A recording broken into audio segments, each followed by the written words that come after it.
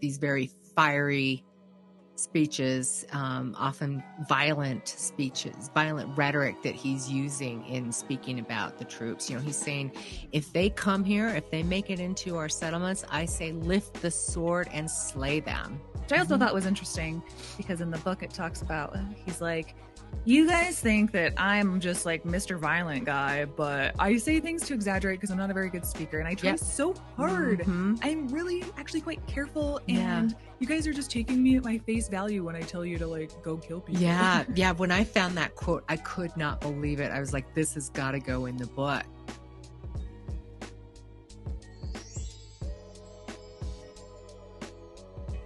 Welcome back, everybody. My name is Kara Burrell. Sometimes I go by Nuance Ho, and sometimes I try to bring more lulls to the Mormon, ex-Mormon space. But with today, I'm going to be trying to bring some lulls to a space that might not have very many lulls in it. We are going to be talking about the Mountain Meadows Massacre, which is a very dark chapter in Mormon history. But we will explore the entire context, lead up, and just the different aspects of this horrible atrocity that was committed by a group of Mormons in 1857, taking the lives of about 120 innocent men, women, and children. So we're going to be getting into all of this history through the course of a multi-part series with the author of one of just the most thoroughly researched books on this subject, Vengeance is Mine. So welcome to the Mormon History Hoedown, historian, book author, executive director,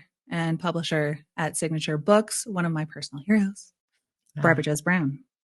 Welcome to the podcast. Thanks, Kara. I'm really honored to be here. First time with you in your new studio, which is just beautiful. So tell people just a little bit about Vengeance is Mine, and, you know, what would make somebody like you want to sit down with a girl like me and a podcast like this to get this kind of story out? Tell me about why you wrote this book and the significance that it plays, and why people should tune into our series. Sure. Okay. So let's talk about one of those questions. Why talk about this horrific part of our history, Mormon history, Utah history, American history, when it's so dark and so depressing? And the reason why I think we study any aspect of our history like that is hard to engage with, is so that we can learn from it. And so we do not continue to commit the same mistakes of the past.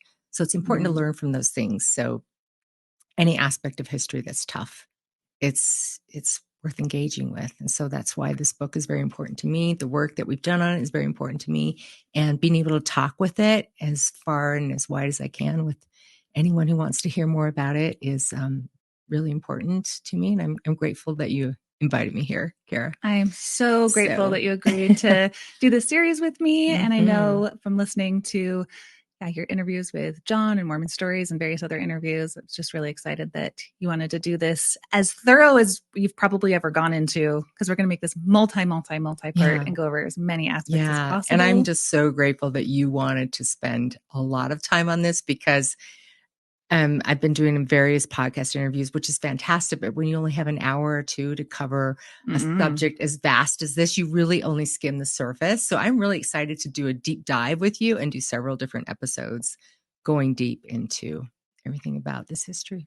I'm excited as well. So you watch my content a lot. You've told me you've watched different videos, especially, and you know that I'm a silly girl, and I try to bring in some lulls. I love your sense of humor. So I wanted to start off this podcast series with telling you a little bit of a sad story, but something that I think will serve as kind of an interesting omen for this series. So one of the biggest aspects that we will answer this question very thoroughly, no stone unturned as we get through this, of, you know, what Mormon leaders' responsibilities were in carrying out this atrocity, and especially Brigham Young, the mouthpiece of God at the time, and somebody like me who is an ex-Mormon, and looking to my history of, you know, when you think about these people and them having this spirit of discernment or having this prophetic guidance, and what stories like Mountain Meadows Massacre really teach you about the history of, you know, your ancestors, of Mormon pioneers, and of what your prophets were capable of. And so with that being said, I wanted to show you that I have a little bit of a surprise. What it is basically is I have these bookends that I have sometimes in my set, as you might know, Yeah. of Brigham Young and Joseph Smith. And while I was redoing my set, Brigham Young, he became a fallen prophet and shattered into a bunch of Oh, pieces. no, I've seen those bookends. That's Yeah. so sad. Yeah. So I thought it would be an interesting omen that before you came over, Wow. Brigham Young. Oh. Anyway, so that's my joke about Brigham Young being a fallen prophet. When did he fall? When was that? Last night? A week ago. Oh, okay. And I really was pretty heartbroken, to be honest. Those are cool bookends. So it's one thing to lose your faith in the church. It's another thing to lose your bookends. To lose your Joseph Smith, Brigham Young bookends. So I'm in the market for a new Brigham Young or a new leader generally. So. Comes in hardback. Absolutely stop what you're doing and buy this book right now. It's really important to dive into this history on your own, but this podcast will be also a really good overview. But as I was sitting at my studio, I'm telling you, I was listening. And as we will get in through this podcast series, there's just several different parts where you got to stop and cry. You talk about crying as you're reading it. So the first thing I did was, as any good editor should do, I sat down with all of the primary sources and read everything I could. And there was, just a mountain of sources and research that had been gathered by them. So I started reading through the accounts of it, and many times I found myself weeping at my desk. By way of background for the book, my co-author, Richard Turley Jr., he, years ago, I think it was 2001, 2002, he was managing director of the LDS Church History Department and said, this is a subject that we can't keep sweeping under the rug. We can't keep ignoring and hoping it's going to go away. The only way that we're ever going to move past this, if you will, is if we research it, shine all the sunshine we can on it, and publish our findings. And so he started working on this project in 2002. And I am a professional editor. And I got a call from Rick in 2005 asking me to come interview for a position working for him as an editor. And I said, well, I have a 3-year-old at home. I just found out I'm expecting another baby. It's not really a good time for me to work full time. So I was about to just say, no, thank you. And I said, well, what would I be doing? And he said, I want you to edit the book I'm writing on the Mountain Meadows Massacre. And I said, oh, I'll be right there. Because this is a subject like many Latter-day Saints or anyone, once they hear about it, they want to know, how could this have happened, this horrific atrocity? So I'd always wanted to learn more about it. And so I went in for the interview. It didn't make sense for me with my family situation, but it just felt right that I was supposed to take this on. I was really grateful I had a door I could close. So I was often closing that door and crying as I was working. And I would find myself sobbing as I was driving home from work, just learning all the horrific things. So I was having PTSD-like symptoms. I was never officially diagnosed, but really having horrific nightmares, things like that. Because there's so many journals and things that really detail the things we are going to get into. Eyewitness accounts of the massacre itself, of the bodies of the children, and the blood. killing of children too, and women and men, and it was horrific. So I was hired to edit the first book, and I did that. And then as I was editing it, I was loving doing research, though. I was loving learning about history. And that's when I decided I don't want to just edit historians. I want to be a historian. So thanks. So we finished book 1. It was published. It was called Massacre at Mountain Meadows. This is Vengeance is Mine is volume 2 in a 2-part series. So we published Massacre at Mountain Meadows in 2008, published by Oxford University Press. And after that, I went back to grad school to get a master's in American history. And so I completed that master's degree. And then Rick Turley asked me to be his co-author in volume 2, Vengeance is Mine. So the first book essentially ends right after the massacre in September of 1857. Vengeance is Mine picks up on September 11th, 1857, which was the date of the massacre, and goes all the way through the trials of John D. Lee, one of its leading perpetrators, and the death of Brigham Young in 1877. We didn't want anyone to feel like they had to read the first book in order to understand the second book. So if you just want to read one book on it, you can pick this up, and through the use of summary and flashback, we bring readers up to speed on this atrocity. For listeners who haven't heard of the Mountain Meadows Massacre, what is it? And then rewind us a little bit about the context leading up to that, and we'll jump in. Absolutely. So on September 11th, 1857, a group of Mormon militiamen in southern Utah in a highland valley called the Mountain Meadows committed an atrocity in which they killed about roughly 100 California-bound immigrants from Arkansas, men, women, and children. And so with my historical research, we wanted to ask the question, how is it that otherwise decent people who had never committed murder before could come together and in an act of group violence massacre a group of innocent people? Again, men, women, and children, mostly children. So that's the massacre. And I do want to preface our series today by saying this is talking about one massacre.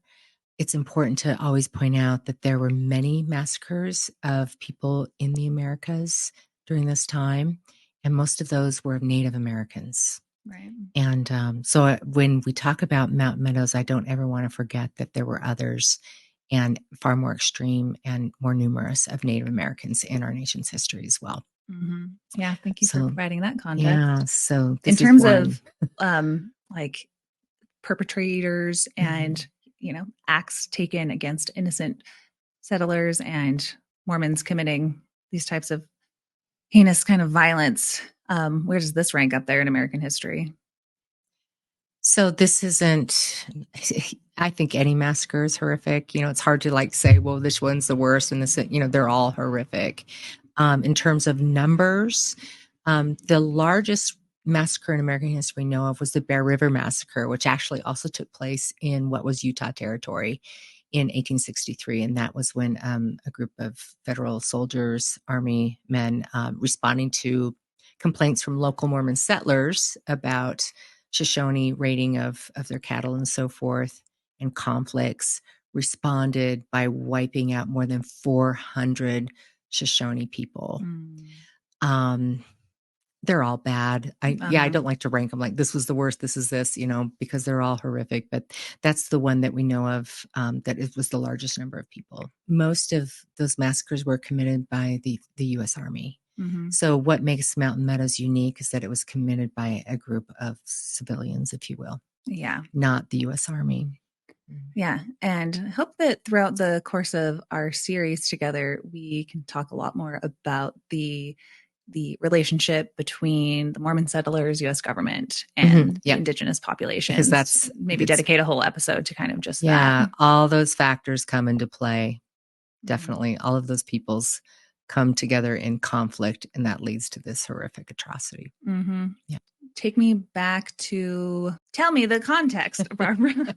The historical context. What were the circumstances? Yeah. What was Absolutely. going on back then? Yeah. So let's start diving into the context. And I also want to say that in sharing the historical context, it's never as an excuse for what happened. There is no excuse and no justification for the Mountain Meadows Massacre. Mm-hmm.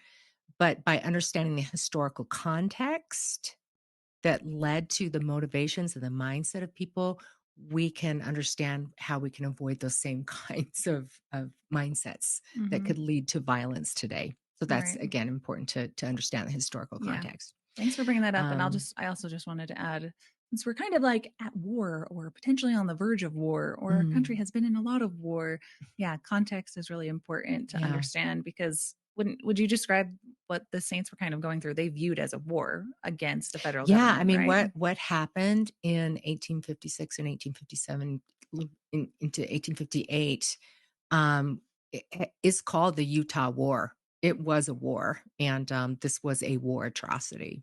Yeah, so a lot of tensions boiling over a lot of different dominoes coming into place. Yep. So that's why we got that led to the death of all these innocent people who were in the wrong place at the wrong time. Exactly. Okay, Right. so going back to the start, if you will. So when the Latter-day Saints were living in Missouri and later in Illinois, they were violently driven from these states because of their religious beliefs and how they were different than the rest of their American counterparts. They tended to be theocratic.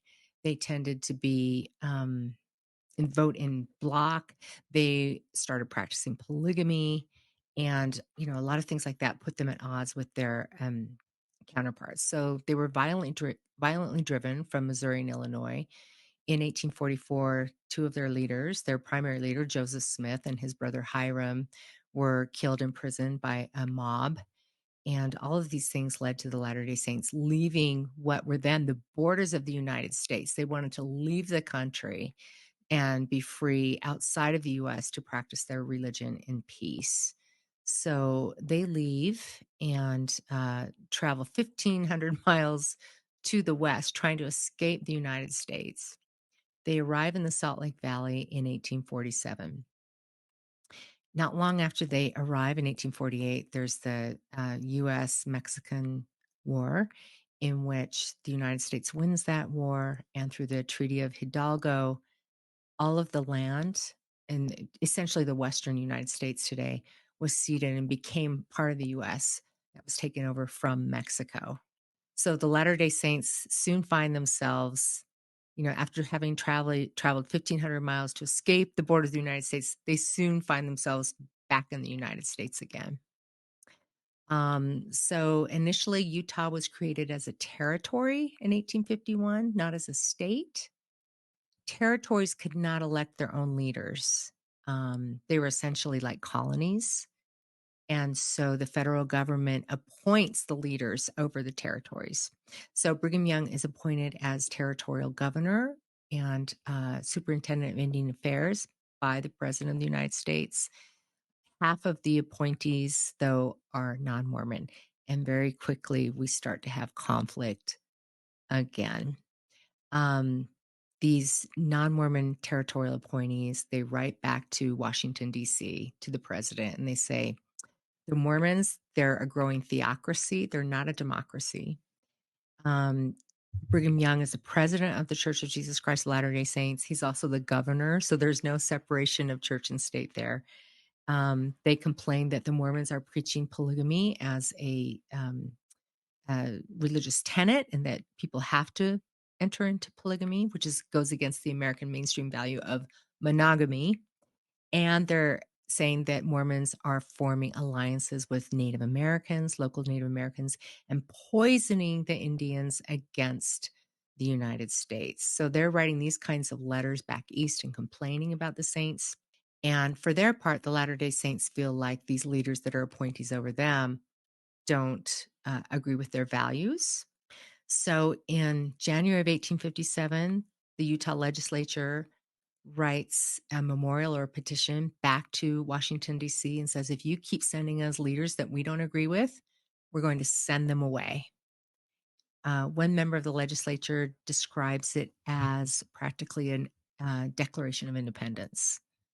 So the newly elected president, his name is James Buchanan, he determines that something has to be done about these crazy people in the West.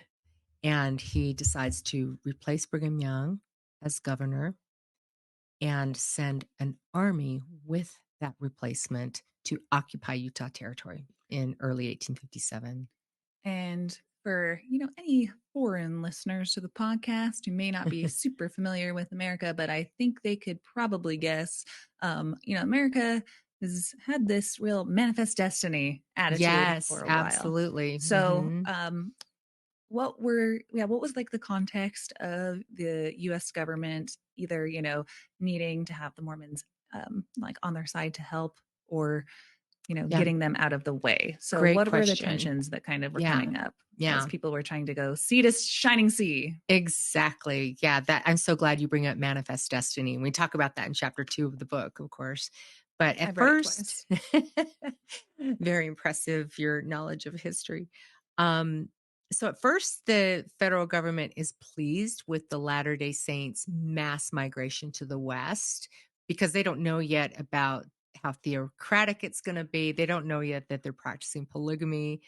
They don't know yet that they're going to form alliances with Native people, all these See, this things. is the thing where it's like the lulls will come in if you just know your Mormon history. The old fat cats in Washington, they don't know the first thing about Mormons. They don't know they have like this Lamanite doctrine about the Native That's Americans. right. They don't know about the polygamy. Really, really not. Really, we're No, not. no, because polygamy wasn't publicly announced that the Latter-day Saints were practicing it, kept kind of under the rug. Yeah. So I thought it was the Republican Party. Was it not James Buchanan who ran on the platform of ridding the in world eight, of the barbarism of slavery and polygamy, or was that later? yes, no, that was 1856. Yeah. Yeah. So the newly formed Republican Party in 1856, back then was the liberal or progressive party. Anyways, it's flipped now today. Republican is the conservative party. But anyway, so it was a new liberal progressive party started in 1856, and they ran on the platform of ending the twin relics of barbarism, polygamy, and slavery. And who else was doing polygamy besides the Mormons? Is my question. Were they not just saying? I think And no, they were talking about the Mormons. They were definitely thinking about the Mormons. okay, the American dream. Congratulations, Mormons. Mostly it goes back to racism. It was okay, these are white people. They wanted to spread, you're talking about manifest destiny. That was trying to spread white civilization throughout. Back then, actually, they were looking at possibly the entire American continent eventually. Some folks were talking that way. In fact, President James Buchanan he was an expansionist, and he wanted to expand the U.S. white civilization, eventually through the entire American continent, North and South America. But Did he get his wish? no, he does not. They're expanding from sea to shining sea, as you said, manifest destiny. They believed that it was a God given destiny that they were meant to spread this civilization.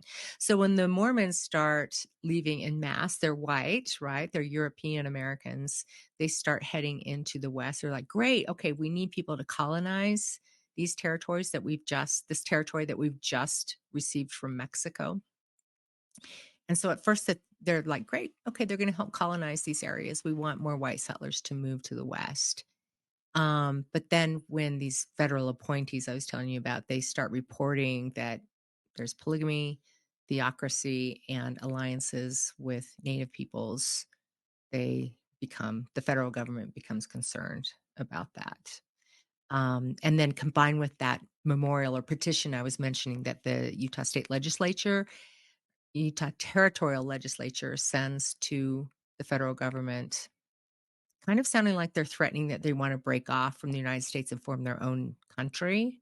And they can't They have say, we that. can't have that because then you would have this separate country in between the East and the nation's newest state of California and Oregon territory, there's so much wealth in the land and in gold and so forth on the West. They're like, we cannot have a separate country. We cannot have these Mormons, if you will, in the middle of the United States that aren't in compliance with our ideals of democracy, monogamy, so forth. Hogging all of the good skiing and stuff. Yeah, skiing didn't quite exist yet, but yeah, eventually. You're the historian. You tell me. Anyway. So, for people who are not aware, what is the significance of like the Salt Lake Valley to Mormons themselves? And, why did they feel like no matter what, they are not going to be moved again, or they needed to stay there? And then obviously there's significance, like you mentioned, with the US government and people wanting to be able to expand on the Oregon Trail and go out to California, needing to have that route. But, there's also people already living there, like the indigenous people. Oh, yeah, for centuries. So what if you want to explain any more about the significance of why Absolutely. Mormons were going to stick to their guns? No pun intended. But it's true. They did stick to their guns. So yeah, after having been driven from Missouri and Illinois violently, and I cannot overstate like how traumatic that was for the people who experienced it. I mean, these people became refugees, and hundreds died as a result of being driven from these states. So they arrive in the Salt Lake Valley in 1847. As you mentioned, there are many indigenous groups who have already been living here for generations. They begin occupying their lands and occupying water sources and so forth. Um, but they start building a new place where they can live beginning in 1847. So by 1857, when they hear that Brigham Young's being replaced as governor and that an army is coming with that governor to occupy the territory, Brigham Young says, I feel to be oppressed no more. I will submit to oppression no more. And so he says, we're not going to be driven again. We're going to come up with strategies to make sure that we're safe here and that we don't ever have to leave again. Frankly, they're losing places where they could go if they wanted to stay together as a large community of saints. So they're kind of being hemmed in, if you will, on the West Coast with the settlement taking place in California and Oregon, and then on the East. So they're like, we're not going to leave again. Mm. We're not going to be driven again. And what's interesting that we found in our research is that in 1856, they're worrying about being driven eventually from the Salt Lake Valley. There's newspaper reports from the East, and they're reading these newspaper stories of people are saying, hey, it's only a matter of time before we're going to take over. Now that the Mormons have developed Salt Lake Valley in these areas, that we're going to come in and take that land for ourselves, that choice land. And so they're worrying starting in 56 that something's going to happen. And even Young says in 56, if an army ever comes here to try and drive us, we will stop them. We will fight them. We will oppose them. Like, no one's going to take this Salt Lake land from anyone else. That's our job to do against the indigenous people. Yes, exactly. That's our job. Yeah, this is our land now. We've taken it from the native people, but very well. And the other problem is that President James Buchanan, he didn't send any kind of notification to the Latter-day Saints as to why he's sending in troops. Okay, yeah. So take me through that, because growing up, I remember just hearing all the stories about the persecution. Polygamy is the last thing on my little Mormon mind when I'm thinking about. That doesn't get mentioned so much, does it? The church is true, and the U.S. government just is always breathing down our neck. And there's a church movie I remember where there's like a bunch of U.S. troops coming in, and they have to like cover up the temple in some way. This is what the war was. Okay, and they're coming in and they're just like, oh no, persecution again, not this time, not in this place. Yes, that's how young church leaders and the Latter-day Saints in general interpret this. That's how they interpret it. So again, why would they interpret the coming? And the first thing that they hear is that it's 2,500 troops coming. And back then in 1857, that was like a huge portion of the U.S. Army. They didn't have the military operation that we do today. So 2,500 troops coming is huge. It's also the first time that the federal government has sent troops against its own people. Now, of course, the Civil War will change that. It will happen in the Civil War, but this is the first time it's ever been done. And so, so the Latter-day Saints freak out. And if you think about it, if President Joe Biden tomorrow said, I'm sending some troops out there to occupy Utah, didn't tell our governor why or anything, people would freak out. Go ahead, occupy Twilla all you want. I'll sit back. That's not me. So anyway, so you take that combined with what they'd experienced in Missouri and Illinois. That's why they react the way they do. They react very strongly. So the U.S. government is sending these troops out there, but they're not actually able to reach Salt Lake. Not that winter. Yeah, so stop them. Brigham Young had some things up his sleeve. Yes. So Brigham Young and his advisors, they decide, okay, what are we going to do to resist the troops? What are we going to do to stop being either driven from Utah, our new home, or even just having the military occupy our settlements? And quick question, were the saints themselves aware of this and the talks between the government and the people kind of watching, breathing down their necks? Was it well known by the people that, we got to keep polygamy under wraps? Or what was the attitude of just saints generally versus like the PR that Brigham Young was trying to put out? Yeah. I mean, I think that's a great question. I think, initially just the local people, they're just trying to farm and eke out a living, scratch out a living here, farming and building homes. They're living in poverty. there's not a lot of wealth. There's a lot of wealth in Salt Lake. Brigham Young's quite wealthy, but just the general people are just trying to live, you know, to survive. And so, yeah, I think the church leaders had a responsibility on how to handle this. They could have said, okay, we're going to be calm about this. We're just going to deal with this. And we would never have had a massacre. But unfortunately, they react the way they do, and they do rile up the people. Just, Brigham Young's speeches. I can't remember which chapter it is, but he gives the speech on August 16th, 1857, and he is riling up the people. It's in downtown Salt Lake City. And he's saying, I say, if the troops come here, we will resist.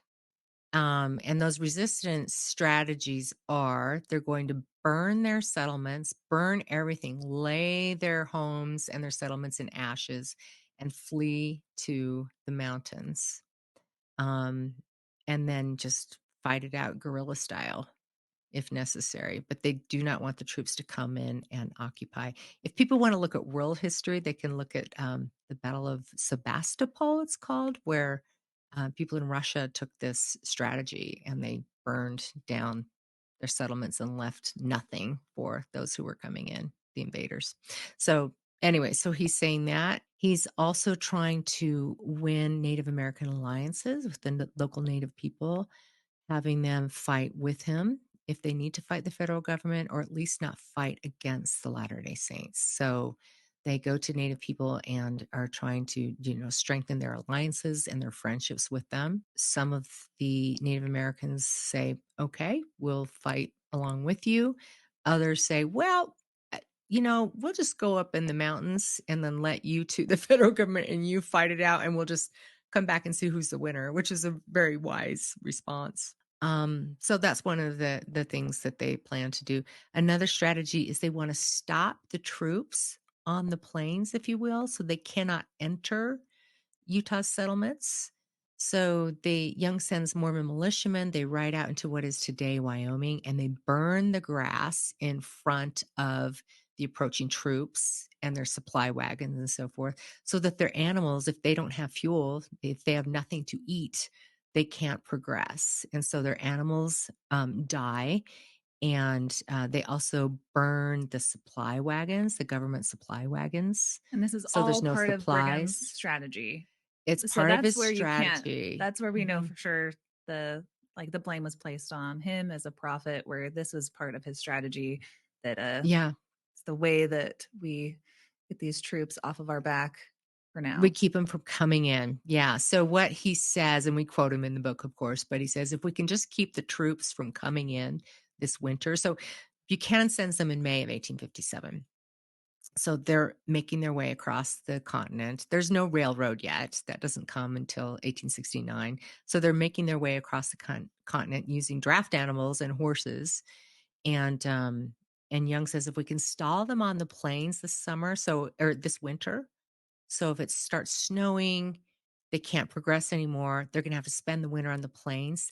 Then maybe when Congress meets, they will hold the president in check, and Congress hopefully will say, hey, pull the troops back. It's not okay for you as a president to send troops against our own people. So that is their strategy. And that's exactly what happens. They are able to stop the troops' progression. So they end up spending the winter near the remains of the burned down Fort Bridger in what is today Wyoming. So that strategy works. And Young is saying, we do not want a drop of blood shed. We want to win public opinion, and a public opinion against what the president has done and against the troops coming here. So he's saying that, but ultimately, of course, much blood is shed at the Mountain Meadows in a war atrocity. Mm-hmm. So that's So, what was interesting to me, is sometimes when you think about Brigham Young, I think of him just being like, my way, right or wrong, but somebody who had to play politician as prophet, and eventually, wanting statehood and wanting respect and things like that. Like, what were his motives? One, first of all, in what he was trying to do, was it just to secure safety for his people? Where is he also trying to secure statehood eventually, like good Yeah. PR? And then Mhm. like what were some of the things that he was saying like publicly about not shedding innocent blood, like more publicly, Yeah. the old Yeah, so a that's the public position versus a private position, about how absolutely. we know what his actual intentions were throughout this time and what he wanted to get out of it. Exactly. So publicly, he is, as I was talking about, these very fiery speeches, often violent speeches, violent rhetoric that he's using in speaking about the troops. He's saying, if they come here, if they make it into our settlements, I say lift the sword and slay them. And again, people can read all of these quotes that we have in our book. So he uses very violent rhetoric at times in trying to just rile the people up to withstand the troops. Which we will get into more in our second episode Okay, great. about blood atonement and Great. the other word I always forget. The Mormon Mormon Reformation, Reformation. avenging the blood of the prophets. Yeah. Yeah. So that kind of violent rhetoric Yeah. and all of the scriptural support Mhm. and things that are still in a Mormon context, somewhat even into this day, that people still draw from. But Absolutely. so he's saying this very violent rhetoric, which I also Mhm. thought was interesting because in the book it talks about, he's like, you guys think that I'm just like Mr. Violent guy, but I say things to exaggerate because I'm not a very good speaker. And I try Yep. so hard. Mhm. I'm really actually quite careful. Yeah. And you guys are just taking me at my face value when I tell you to like go kill people. Yeah. Yeah. When I found that quote, I could not believe it. I was like, this has got to go in the book, So he's saying, like, when I say slit their damn throats, is the quote, I don't really mean it. I'm just using really strong language because that's the only way I know how to express myself. But I don't really literally mean it. But he has the bully pulpit. And if you use violent language, it doesn't matter whether you mean it exactly or not. If you have, followers that follow you and you use violent rhetoric, they're going to take it and run with it. And so, yeah, yes. Mhm. Insert examples from 21st century. Yes. Yes, I Yeah. watching 21st century, recent occurrences in our country unfold, and I thought, "Oh, wow, we are repeating some mistakes from our Hmm. past." Yeah. Not everyone can be a nuanceho and say, I think he's speaking metaphorically, or, but there Exactly. are definitely people who have trigger happy, who are jumping at the chance to go fight for their religion Yep, and and if their they're land and hearing their yeah, and if families. they're And hearing a popular leader, strong leader that they support and they follow, and they hear that leader using some violent language, even if that leader truly doesn't intend that, that's what they're saying, though. People are going to act on it, and there are consequences. yeah, There are there's consequences. So, responsibility for all involved. yeah, So absolutely. Brigham Young, I thought Mhm. that quote was so funny and Yeah, interesting. And I'm yeah. like, I know. I couldn't believe when I found it. I was like, this is perfect. but are there is there criticisms of, let's say, this book or of just generally the story of Mountain Meadows being told in a way where things like that could look like it's almost like an apologetic response Mhm. to softening like Brigham Young's responsibility or putting some type of spin on the actual atrocity itself? Mhm. Where do you find that when talking about the story, that some people think like, Sure. So people who haven't read the book will jump to conclusions and say, "Oh, she must be apologetic," or things she's saying that sounds apologetic to me. And I would just invite people to read the book and then form those conclusions. You've read the book. I think it's pretty hard hitting and pretty damning. um, it's all in there. As historians, we are trained to share all the different points of view of people. mhm. So you wouldn't just share, you gather all the sources you can. The past is gone, right? At We least that's what cannot Brigham thinks of himself. As he, at some point, he thought of himself as a exactly, guy who exactly, sometimes, exactly. So when I share, a point of view that's coming from Brigham Young, I'm not saying, oh, Brigham Young's right. As a historian, I'm saying this was his point of view. right? This was this person's point of view. This is this person's point of view. You share all of the points of view And then you interpret it as a historian, what you think this all means, and then you put it before readers. And so I just invite readers. I don't care whether readers agree with any of my conclusions or not. It doesn't matter to me. I would just invite people to engage with this history, engage with the sources, engage with the work, and then form their own conclusions. Yeah. Yeah. So, Engage with the stories of, I don't even want to say it, insert horrible thing that happened mm, to X person and bodies being found in dismantled different ways yeah, and wolves coming to yeah, take their yeah, bodies. So it's like, yeah. draw your own conclusions from, and there's just so many things that I think is so interesting on top of just the historical work that you guys did for this book. You guys said you even went to uh, get to the bottom of when they were like Oh, calling the women like whores and stuff. oh, yeah. So later, after the massacre, and this is one of the horrible parts of the story, the perpetrators of the crime seeking to, I think, alleviate the feelings they're feeling, seeking to justify the horror of what they've done.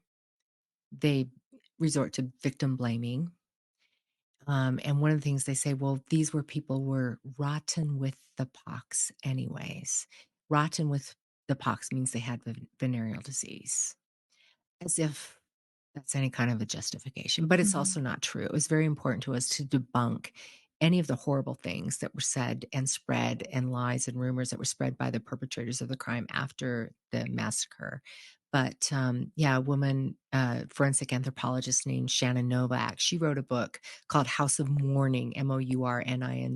If people want to read more about her work and about the culture of the Arkansas immigrants themselves, she examined those bones and found no evidence of venereal disease.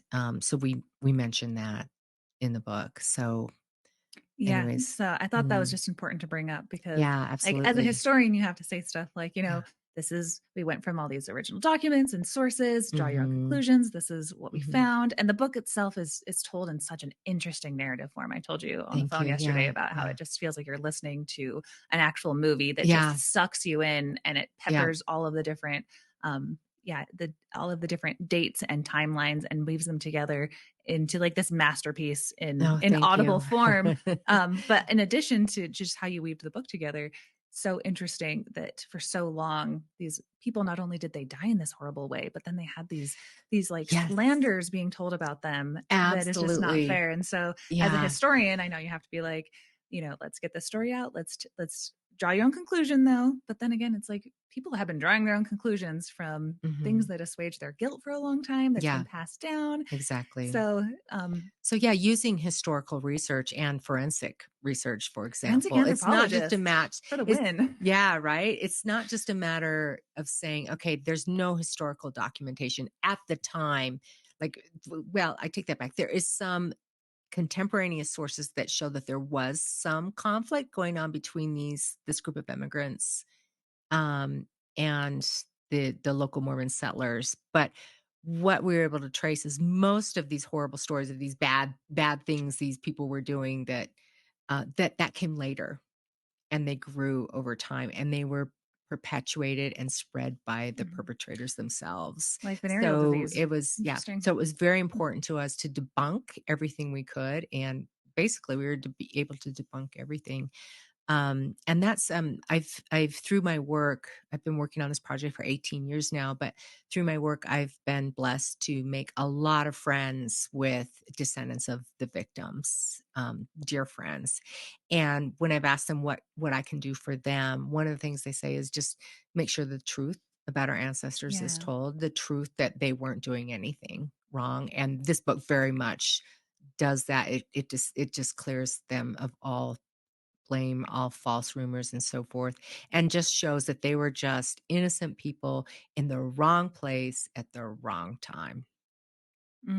So, Getting those stories told. So I can't wait to get into more parts of this series with you and tell more of their stories, what happened to like their surviving kids. yeah, Some of it is heartbreaking, but there's parts of the book that I cried at yeah, that were some of the most tender parts about what yeah, happened to those kids. So yeah, yeah. please stay tuned for that within the Yeah, series. so 17 kids, 17 very young children, age 6 and under, most of them babies and toddlers, were spared the slaughter. So yeah, we will talk about those survivors.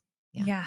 So as you can tell, there's so many different pieces that we're just leaving you on different cliffhangers right now, because this is what the multi-part series is for. So, Barbara, how do you think we did on giving people kind of an introduction to the context of what led up to the massacre? What else do you think that you want to add? There's more. There's a lot more. Do you want to do it in part 2 or get into it Let's now? do part 2 will be about the Mormon Reformation and blood atonement. Yep. And then we'll see where we go from there. Sounds but telling good. the story of the massacre, of the kids, of the perpetrators, of John D. Lee, of every different single piece of the trial afterwards is fascinating. And all the way up to, like you said, the book ending with the death of Brigham Young and what we can all learn from this situation. From this atrocity. One thing I was going to say, when you say, that it's just a fascinating narrative and just riveting narrative, the book, we wanted to write it in narrative format instead of a documentary history. A documentary history meaning you would just quote all the sources. We couldn't have done that. There are literally thousands of sources that we cite in the book. But we didn't want to do it thematically either, because it's a story. It's a dramatic story. So we tell it in a narrative format, storytelling format. And my co-author and I, we often said, this needs to be a movie, or even better yet, maybe like a 6-part Netflix series that can really delve deep, because it is just a riveting story of American history, not just Mormon history, not just Utah history. It's American history. Absolutely. 100%. Couldn't agree more. I hope that all of the producers out there in Hollywood are listening right now. So the book is Vengeance is Mine, and tell people where they can find it and where to find you. You can get it. You can Google it, find it online. It's called Vengeance is Mine, the Mountain Meadows Massacre and its Aftermath. It's also in a lot of local bookstores. I always encourage people to buy local if you can. All right. I will leave links down below from where to purchase it. And I'm serious. I wrote on my Instagram when I was reading this, I said, you guys, you're not my friends if you don't read this. Oh, Kara, thank you. Don't, it's one of those things where it's an experience where I'm like, I'm a changed person. You don't understand what I've been through listening to this book. So I'm so grateful that you came in to talk to me and give my listeners more context about this really important piece, like you said, of Mormon American U.S. history, religious history, Native American history, military history, and all of that, meadow history. So thanks for having me on again, Kara. And in our next episode together, we talked about the political conflict that's going on in 1856, 1857. Next time we will talk about the religious mindset, the religious doctrines and so forth that are being taught in Utah at the time that also play into what happened. All right. Can't wait. Tune in. That will be the next episode of the Mormon History Hoedown. Barbara, thank you so much. And I also want to thank anyone who has donated to my Venmo, Dropbox, make super chats on YouTube, or join my Patreon. That all goes to my nonprofit. It's all tax deductible, and you guys have all helped me make this podcast. So do me a favor as well while you're at it. If you can, just subscribe to this channel, hit the bell for notifications for when new videos drop, which costs nothing and helps out massively in pushing this important content. All the links to donate are down below in the description. I'm really excited and really thankful to be able to set up my new studio, have a bunch of really diverse, interesting guests coming on throughout the year. Thank you guys so much for your support, and I will see you next time on the Mormon History Hoedown. Thank you so much, Barbara. All right. Love you so much. Bye.